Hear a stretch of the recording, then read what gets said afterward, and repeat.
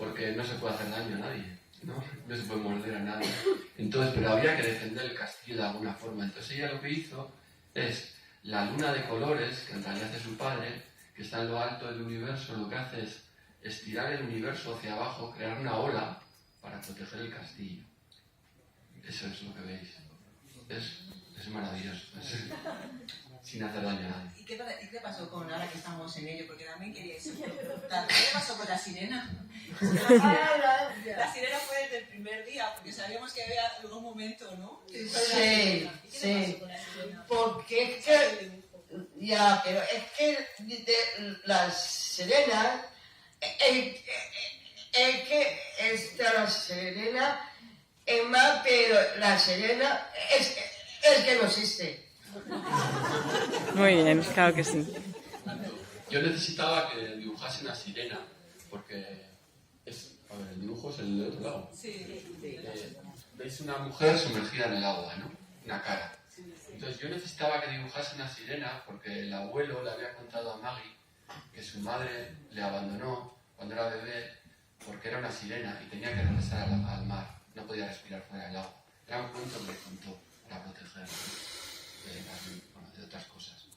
Entonces yo necesitaba que Maggie dibujara una sirena, o sea, que Isabel dibujara una sirena para que la madre apareciese, porque Maggie dibuja milagros.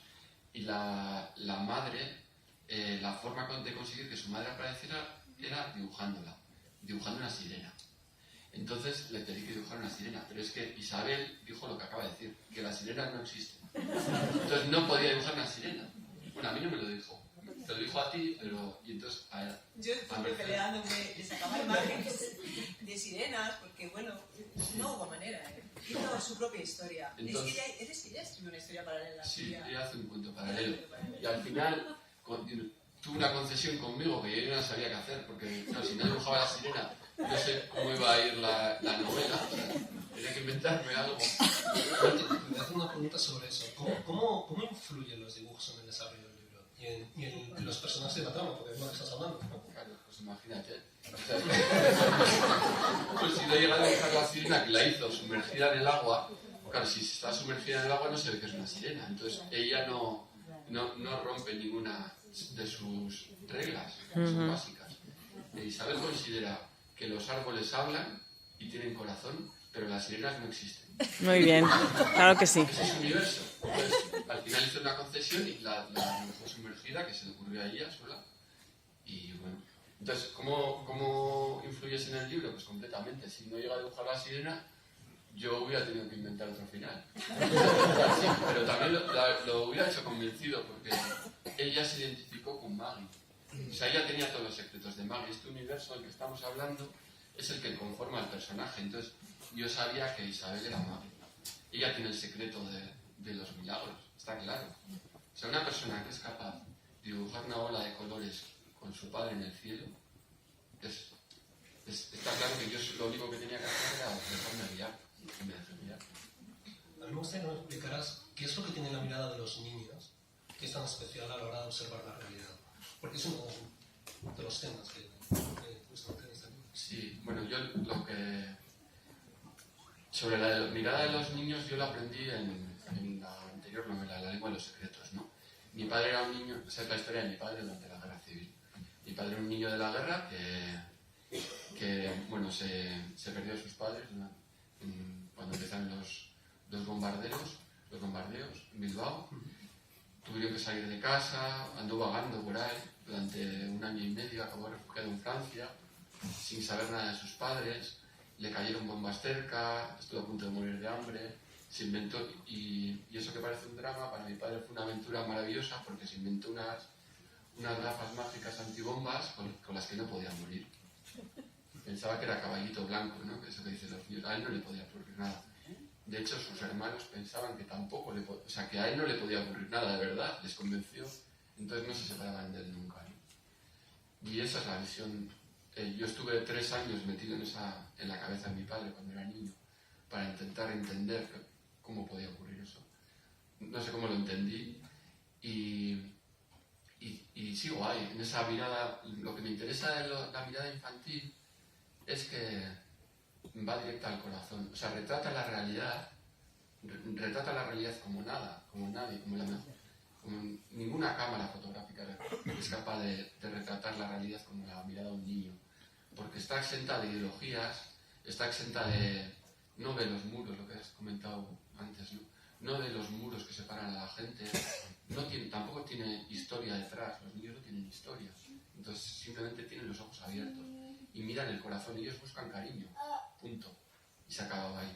Entonces, no sé cuál era la pregunta ya. ¿Qué es lo más difícil? ¿Qué es lo más difícil de ponerte un adulto, mirar a través de los ojos de un niño y escribir a través de los ojos de un niño? Eso es muy complicado, de hecho muy pocos adultos, muy pocos escritores se atreven a ponerse en esa situación. No sé, yo es que es que creo que me pasa como a Isabel. Que no Es crecí. que él es hijo de Peter Pan, tiene una ventaja. Sí, bastante. Qué bueno. Es que soy hijo de Peter Pan, es muy raro. Y aquí está el nieto de Peter Pan, que de hecho es mi sobrino, ¿te acuerdas? De pequeño iba a Le Castola, o sea, a su escuela, disfrazado de Peter Pan. Pero no porque tuviéramos porque mi padre fuera Peter Pan, sino porque tú eras Peter Pan, ¿no? Y mi hermana le tuvo que comprar 2 disfraces porque si no podía lavar el disfraz de Peter Pan. Y la historia de lo de Peter Pan viene porque mi padre durante la guerra era el jefe de una banda de niños perdidos, de niños refugiados, ¿no? Y que volaba, mi padre pensaba que volaba. O sea, es que un día nos dimos cuenta que era Peter Pan, ¿no? Yo creo, o lo llevamos en la sangre. Y bueno, me queda un poco anclado. Bueno, claro. Hay un poco de drama a la hora de deshacerte de ese Peter Pan, a la hora de crecer, ¿verdad? Esa mirada. Sí, es un drama, es un drama gordo, ¿no? Pero a la vez yo he descubierto, metiéndome en la cabeza de niños, he descubierto el niño que fui, ¿no? Y el adulto que quería ser. Y el adulto que quería ser,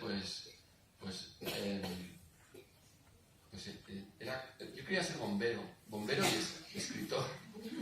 Lo de bombero no lo he conseguido, pero porque me despisté un poco y acabé siendo periodista. Pero lo de escritor ha venido a cuenta de Peter Pan, de intentar escribir la historia de mi padre, ¿no? Entonces, yo creo que es muy bueno pensar a través de los ojos del niño, de mirar a través de los ojos del niño porque te ves a ti mismo, como quieres ser. Y yo creo que es un drama crecer, pero a la vez es una virtud crecer como quieres crecer. Y en realidad quien quiere ser es quien desea ser de pequeño. Yo que quería abrir la pregunta un poco también, porque ¿cómo definiríais esta obra? ¿Es un cuento? ¿Es una metáfora? Yo no sé cómo lo veis. Yo hablo a toda la mesa. Cuando tú lo viste, ¿cómo...? Sí, es un cuento, ¿no? Yo creo que es un cuento. Hablábamos del lenguaje infantil y del mundo de los niños, y el cuento es un género de los niños, al final, ¿no? No sé, Martín, con qué vocación o con qué objetivo lo escribió, pero yo lo leí como un cuento para adultos. A mí me han dicho que no diga que es un cuento. Me han dicho, no digas que es un cuento porque entonces la gente no lo va a leer. Aquí puedes, Digo, es que la anterior era un cuento, pero de 500 páginas, ¿no? Sí. Esta salió más corta, pero es un cuento. Yo creo que lo más bonito... yo creo... Seguramente escribo por mi abuela, ¿no? Por mi mamá, que me contaba cuentos de pequeño. Me contaba un cuento terrible de Bolondrón, se llamaba, era un hombre que vivía con una bruja. Y me parecía maravilloso escuchar eso. Y yo creo que en el fondo de toda literatura, o como entiendo yo la literatura, hay un cuento escondido, ¿no? En este igual no está tan escondido, pero yo creo que casi siempre hay un cuento. Un cuento es una historia que se puede ir creciendo, Y lo bueno para mí de los cuentos es que como esconde mucha realidad detrás, muchísimo.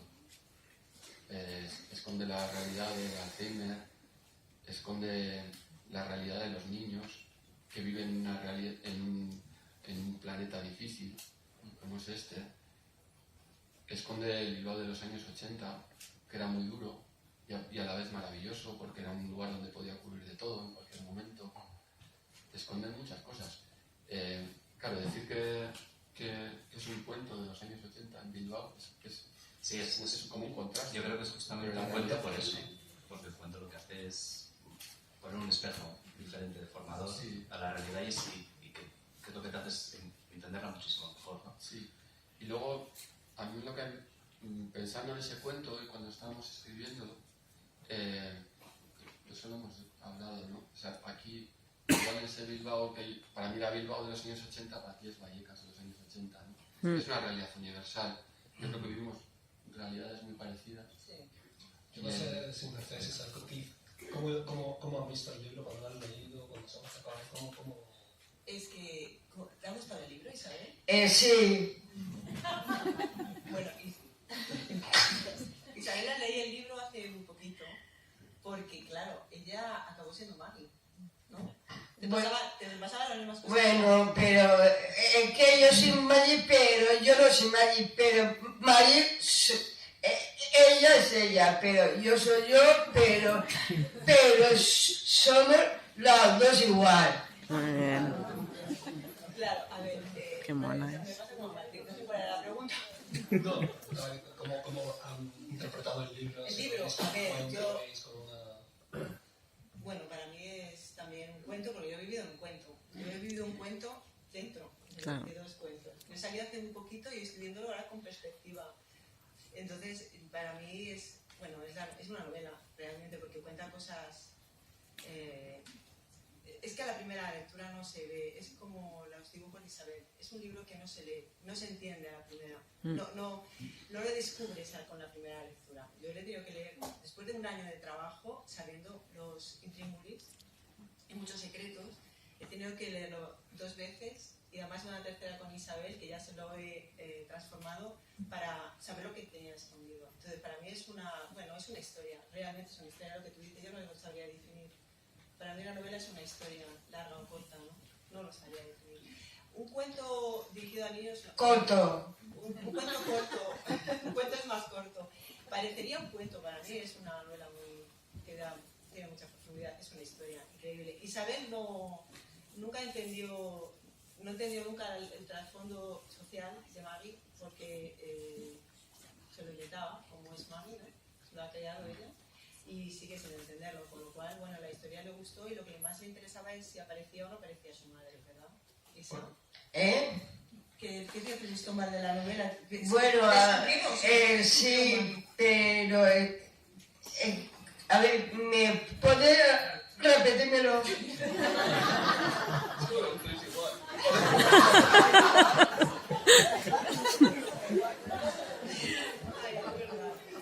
¿A ti qué es lo que más te gustó al final de la novela? Que querías llegar al final, se lo tuve que leer muy rápido. A mí me pasó algo que al principio iba muy despacio intentando explicar. Me dice, es que tú vas rápida.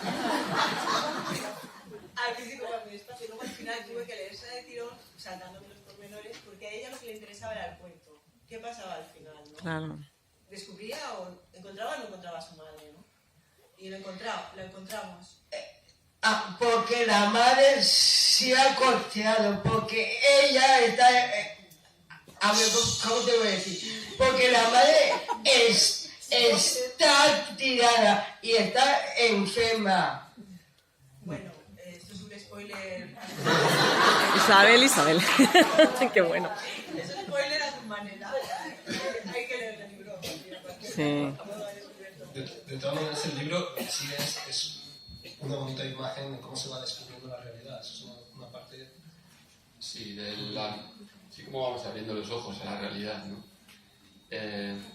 Yo me planteé el libro, no sé cómo por decir, yo creo que es muy bonito cómo van los niños abriendo los ojos a la realidad a medida que crecen, ¿no? Primero ven a sus padres, luego ven un poco más allá, y cada vez ven un poco más allá, hasta que salen a la calle y miran, ¿no? Y es como, yo me planteé el libro de esa forma, dosificando la información de lo que ves, ¿no? De lo que miras. Y es como, es muy bonito, o sea, lo de mirar con un niño, porque en sí mismo esa mirada tiene suspense, no sé cómo decirlo, porque ellos no entienden la realidad, ¿no? La ven, poco a poco se la van explicando y cuando llegas, bueno, cuando crecen es cuando de repente recapitulan y entienden lo que han visto, ¿no? Me gusta mucho porque en sí misma es puro suspense. Sí, tú ves Sí, pedacitos y de realidad. es un alumbramiento igual también, no solo de Maggie, no solo del niño que se enfrenta a la realidad y abre los ojos a la realidad, sino incluso también en la sociedad, ¿no? Estoy pensando ahora el personaje del fantasma y el vecino, que representan dos Euskadis diferentes en un momento muy determinado. Sí, Es un poco alumbrar a través de la ficción la realidad, ¿no? sí, hay mucha realidad detrás. A Isabel yo sé que le ha impactado mucho esa realidad escondida, ¿no? Ella ha entendido cosas que no ocurren en la novela, no va a hacer spoiler yo tampoco de lo, ¿sabes? Sí. Pero me da un poco miedo, pero ella ha entendido y sobre todo, joder, a mí me impresionó mucho una conversación que tuvimos sobre la soledad, ¿no? Ella de repente tomó conciencia de que había un niño, o había varios niños, incluso Maggie, que se encontraban solos, ¿no? Y en el fondo es eso, ¿no?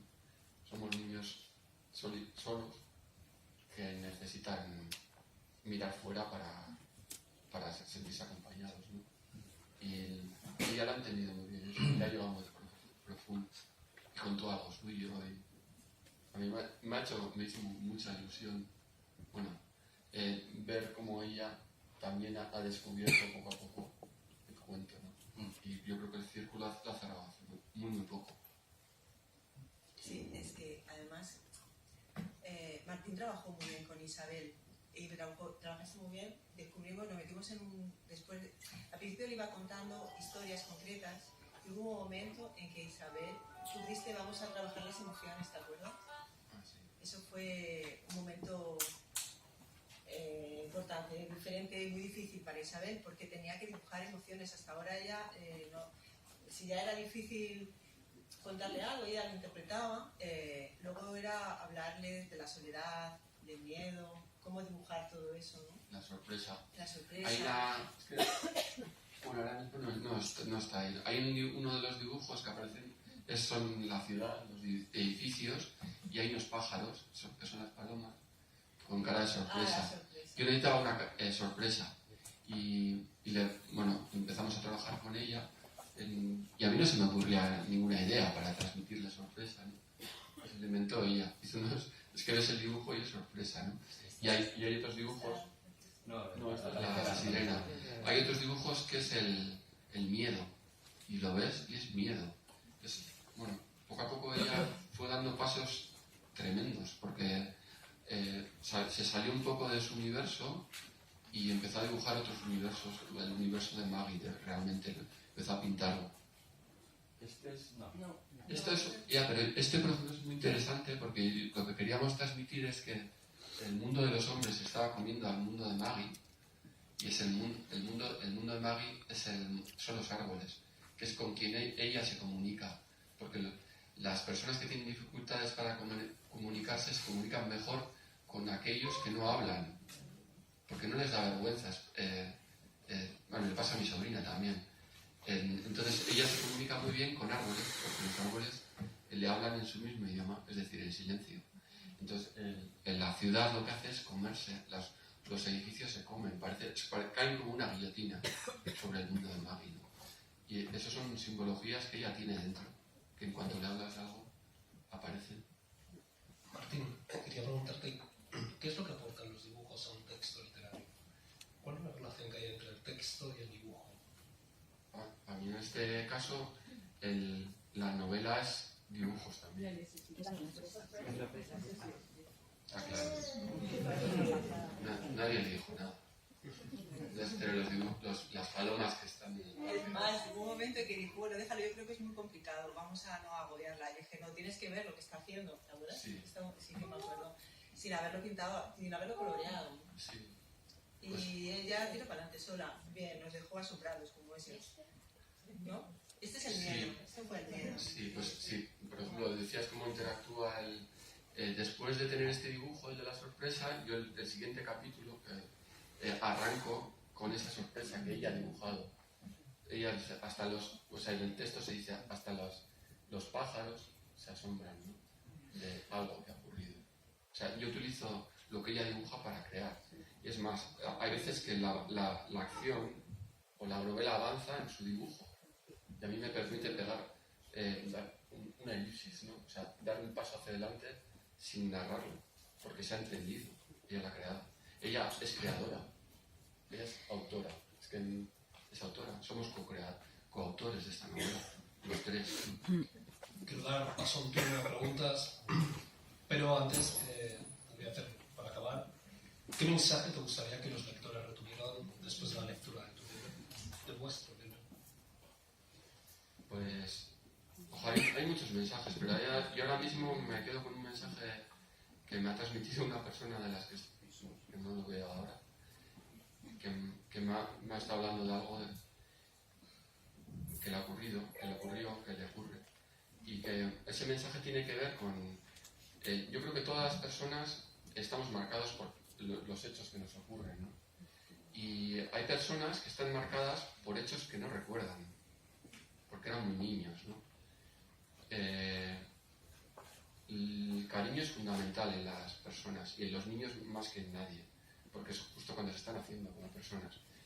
Y es increíble, y yo lo he conocido gracias por una niña en concreto, que algo que te ocurre cuando eres bebé, que no recuerdas, que nunca vas a recordar, te puede marcar toda tu existencia, ¿no? A Maggie le ocurrió así.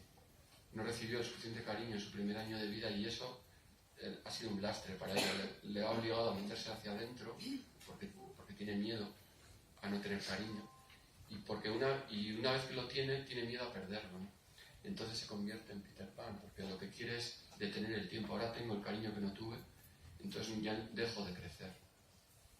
Esto es la historia, acabo de contar la historia de una niña real que yo he conocido, que dejó de crecer porque...